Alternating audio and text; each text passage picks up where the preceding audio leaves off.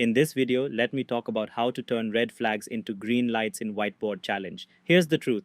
Interviewers don't expect perfection. They just want to see that you're self-aware, that you can recognize your tendencies and adjust your behavior consciously during the challenge. In other words, self-awareness can prevent most interview mistakes. So, let's look at some common red flags and see what their green light alternatives look like in action. Jumping straight to UI, this is one of the most common pitfalls. You hear the prompt and immediately start sketching screens. But that signals impulsiveness. It tells the interviewer you skipped understanding the problem.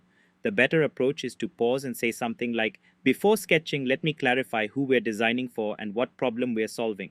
That one sentence reframes you as a strategic designer, someone who values clarity before creativity. Next one is silent, heads down work. Many designers go quiet when they're thinking, which makes sense. But in an interview, silence is risky. Interviewers can't read your thoughts. To them, it may look like you're lost or unsure. Instead, narrate your process. Say something like, "I'm now mapping out the user journey, starting with discovery and moving through selection to checkout." This keeps the conversation alive, shows structure in your thinking, and helps interviewers follow along effortlessly. Next is defensive when challenged. Sometimes, when interviewers question a decision, candidates get defensive, especially if they've invested emotionally in their idea, but that defensiveness can signal a lack of adaptability. A more confident response is, "That's a valuable perspective. Let me reconsider that decision given your feedback." That one sentence transforms you from rigid to collaborative. You show maturity, humility, and openness, qualities every team values.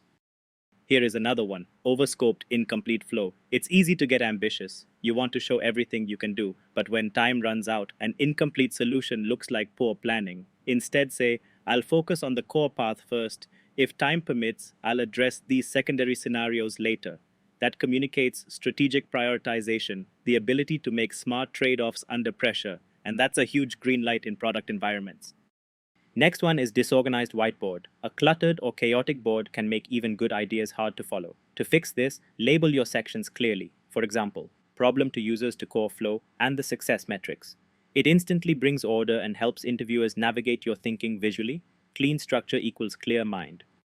Last one for now is unjustified design choices. When you make design decisions without reasoning, it looks like guessing. So verbalize your logic. Say, "I'm choosing this approach because it minimizes cognitive load whilst matching user mental models." That single line transforms your design from a visual preference to a strategic choice.